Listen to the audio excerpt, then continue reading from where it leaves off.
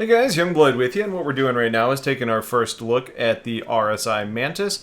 Now this has been an interesting ship. It's one that was kind of teased. It was available for a little bit. We got an article about it. There hasn't been an official sale on it. We're missing some official documentation. So all we really know about this ship right now is that it's an RSI ship and that it is going to be used for quantum snaring and dampening, which means you can pull people out of quantum or keep them from entering quantum utilizing the quantum dampening device that's on board, which I'll show you in a moment. Overall, the design of the ship, it is a single-person ship. You can see the canopy is very nice, so when we get back inside, I'll show you that in a minute. Weaponry, you have two forward-facing guns. These are FL-33s, which are size 3 laser cannons. You have a really interesting design. It's very sleek. You've got two engine nacelles, which a lot of people are giving the Star Trek kind of throwback as far as the Enterprise. It does look a little bit like it could be suffering from what the Consolidated Outlands Mustangs had as far as the engine thrust not being down the midline of the ship. I don't know if there's something that's compensating for that in this game or if there is just going to be some flight model issues, or maybe it all balances out somehow and I'm just not all that positive how that's going to work. Before I really show you the interior, I want to show you a couple of the external animations. So let me go back into the, well, I guess I don't need to go into the cockpit for this. Here comes your landing gear. You get a fore and aft, two on each side that come down right in the middle of the ship so you can see where it kind of balances out. Looks like there may be a little bit of dampening in there as well, so when you land you get a little bit of that flex.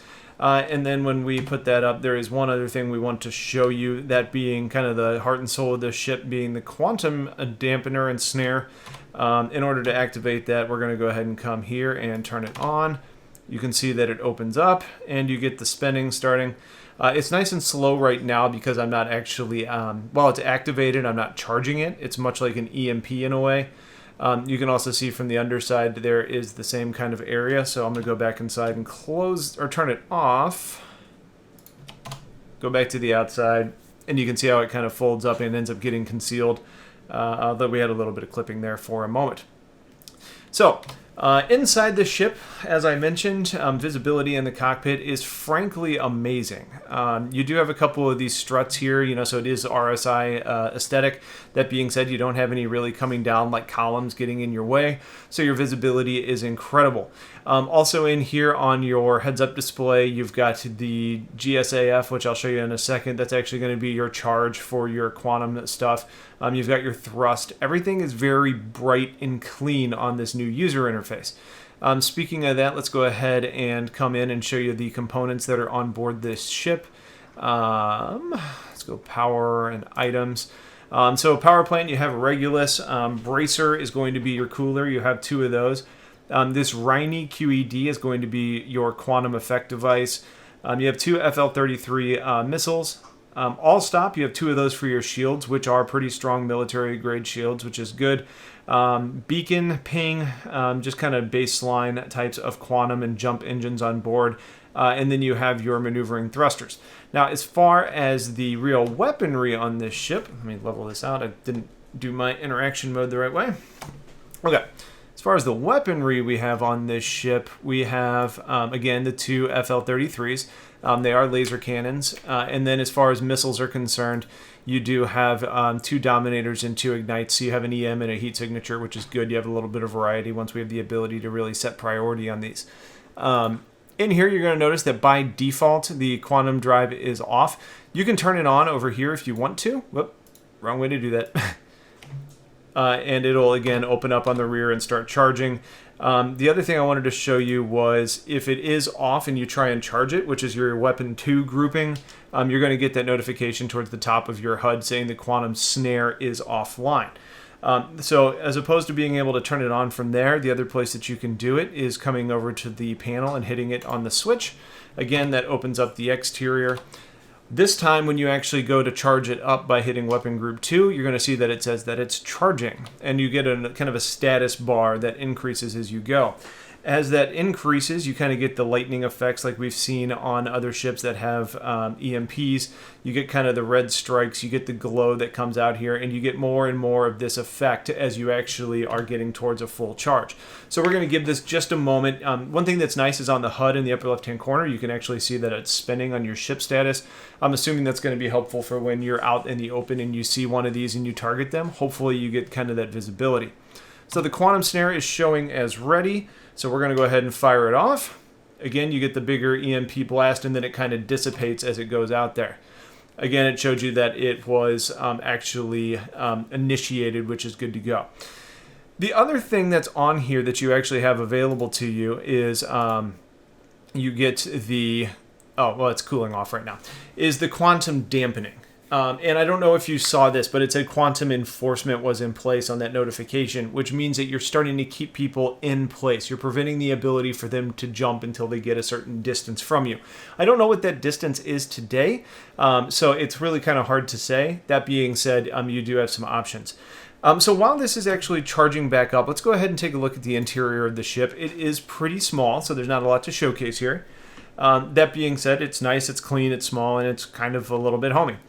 Off to the side, you have a couple component housings. These currently don't open up. Over here, you have what looks to be a food processor and coffee, so you get your food and drink in here. That looks like another component back there. Frankly, that looks like a jump drive. You do have a restroom, which opens up today. In here, it does not look like a toilet. It just looks like a toilet and a bidet, I suppose. You also have low flow and high flow, so depending on the type of business you have to do, you've got options. And then you have the bed in here as well, which is great. So that means you could technically log off on this ship. To get in this ship once you land, or I guess actually if you're in space, you can use this elevator. It just drops straight down. If you're familiar with doing this, it's a little bit wonky to get in and out, so I'm not going to do that at the moment. You do have more components in the floor, which I think is a nice usage of space. So if you're actually getting to a point where you need to do some maintenance, you would probably see these panels start to open up and you'd have the ability to do so. Coming back to the cockpit, we're going to go ahead and jump back in. And we'll see if that quantum drive is ready to test again. All right, let's take a look. All right, we're still cooling down, but it'll be ready in just a moment.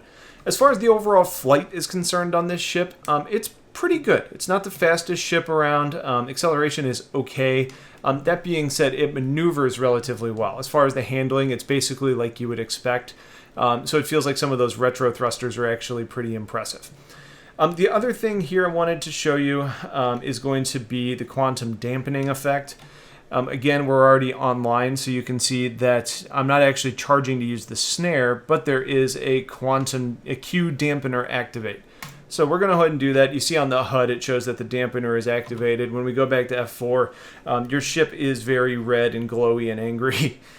You are able to fly around, so you could technically fly after people and shoot and try and do damage. That being said, 2 size 3s on this ship with 4 total missiles.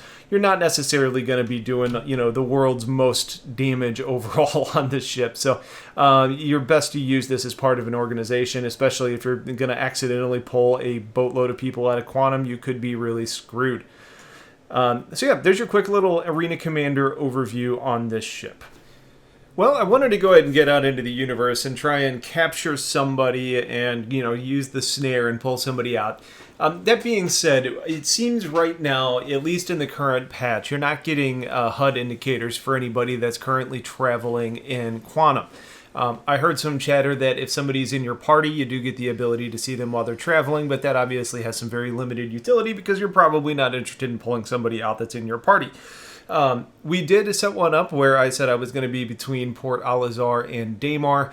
Another tester decided to fly through that same area. I obviously had no idea if they were in my effective zone or not when I blasted it.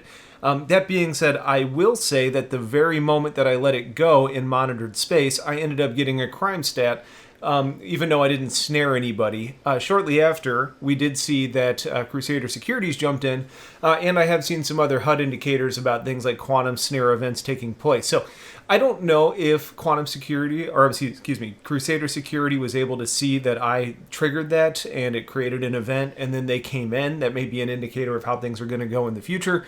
But I will say that when I was in unmonitored space between Al-Azhar and Delamar, I was not getting a crime stat for popping off the snare. So I'm going to continue to test this. As soon as I have something that's worth sharing, I'll make sure I get it in front of you guys. But if you have questions in the meantime, please let me know. Otherwise, pretty cool little ship. Stay tuned for a Should You Buy once we actually get around to more details on the ship and the cost. Otherwise, have yourselves a wonderful day. Take care.